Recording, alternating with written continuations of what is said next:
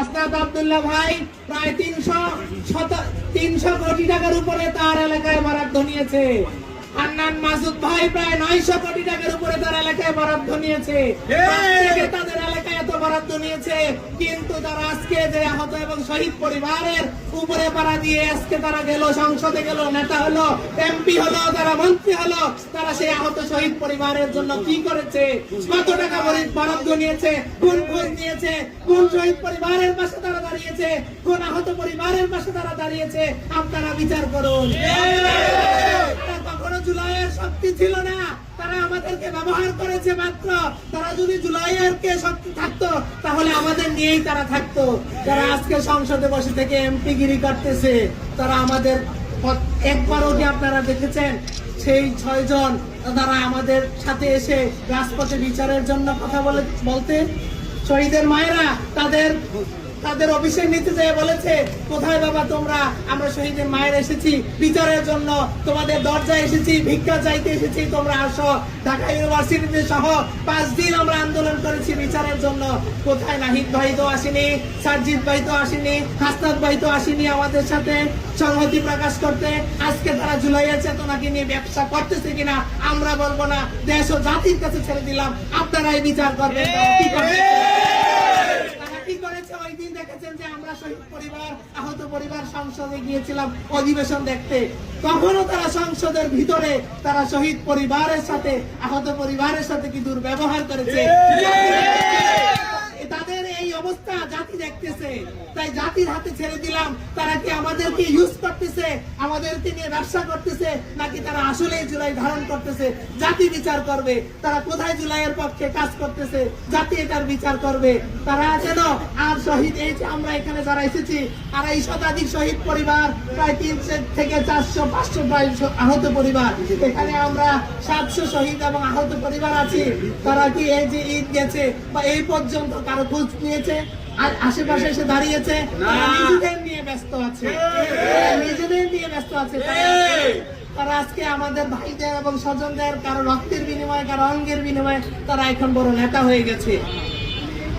তো ধন্যবাদ। আমরা এই সরকারকে বলবো, আপনাদের কাছে জোর দাবি যে আপনারা আজকে এই শহীদদের এবং আহতদের বিনিময়ে আজকে আপনারা সরকার গঠন করেছেন। আমাদের যে 4টা দাবি নিয়ে এসেছি, সেই 4টা দাবি আপনারা মেনে নেন এবং কি জুলাই সনদকে আপনারা সংবিধানে ধারণ করেন, স্থান দেন, লালন করেন এবং আহত এবং শহীদ পরিবারের যথাযথ মর্যাদা দেন। ধন্যবাদ। আসসালামু আলাইকুম। এবং আপনারা আমাদের সাথে আছেন, আগামীতেও আমাদের সাথে থাকবেন, আমরা এটা মন প্রাণ দিয়ে মানি। আপনারা আমাদের সবকিছুই দাবি মানছেন এবং আগামীতেও মানবেন, এটা আশা রাখি। বিগত ইন্টারিম সরকারের কাছে আমাদের যে দাবিগুলা আমরা উত্থাপন করেছিলাম, সে একটা দাবিও আমাদের পূরণ করতে পারেনি। যারা আজকে জুলাইকে নিয়ে বিক্রি করে দিয়েছিল, তারা আজকে সংসদে বসে জুলাইকে নিয়ে বড় বড় কথা বলে।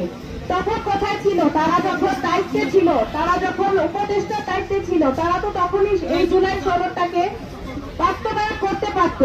কিন্তু তারা এই জুলাই সনদটাকে বাস্তবায়ন করার তো দূরে থাক, তারা ছিল ভোট বিলাসিতায় মগ্ন।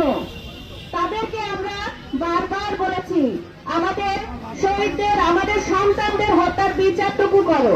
তারা আমাদের বিচারটুকু পর্যন্ত করেনি। আমার ছেলে বয়স 17 বছর, শহীদ শাফিকুদ্দিন আহমেদ আহনাফ বিএএফ সাইন কলেজের ছাত্র ছিল। আমি অনেকবার তারিখকে, সাজিশকে ফোনও দিয়েছি, তারা ফোনটা ধরতে নারাজ থাকতো। আমি সাজিশকে প্রায় 50টার উপরে মেসেজ করেছি, সে একটা মেসেজের উত্তর তো দূরে থাক, সে সিনই করতো না। আমরা তো তাদের ভরসায় ছিলাম, তাদেরকে আমরা সন্তান মেনেছিলাম। তাহলে কেন আজকে তোমরা যখন দায়িত্বে ছিল, তোমরা জুলাই সনদ বাস্তবায়ন করনি? আজকে যখন আমাদের জনগণের সরকার জনাব তারেক রহমান, উনি আমাদের দাবিগুলা মানছে এবং আগামীতে আমাদের দাবিগুলা পূরণ করার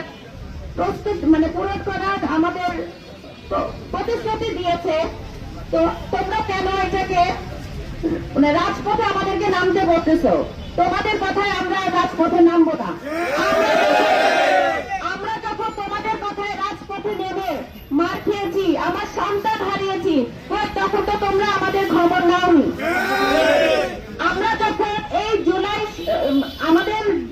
বিচারের দাবি নিয়ে আমরা যখন সচিবালয় ঘেরাও করলাম, আমরা যখন পুলিশের হাতে মাইর খেলাম, তখন আমি হাসনাতকে, নাহিদকে, সার্জিসকে ফোন দিয়েছি, তারা একটি বারের জন্য ফোন ধরেনি। তাহলে আজকে আমাদের কোন কোন মানে কোন অধিকারে, আমাদের কোন সিকিউরিটি দিয়ে তোমরা রাস্তায় নামতে বলো? আজকে যখন এই সরকারের পুলিশ বাহিনী আমাদের উপর আক্রমণ যদি করে, তখন তোমরা কি আমাদের বাঁচাতে আসবা? আসবে না তো। তাহলে কেন আমরা তোমাদের কোথায় নামবো? আমরা সরকারের প্রতিদ্বন্দ্বিতা করতে চাই না। আমাদের সরকার আমাদের জন্য সবকিছু বাস্তবায়ন করবে, তার প্রতিশ্রুতি দিয়েছে। আমরা সরকারকে সময় দিব, সে আমাদের অবশ্যই কথা শুনবে এবং আমাদের জন্য সবকিছু বাস্তবায়ন করবে, এটা আশা রাখি। এবং সবার কাছে আমি বিনীত অনুরোধ করি সরকারের কাছে যে আমাদের জুলাই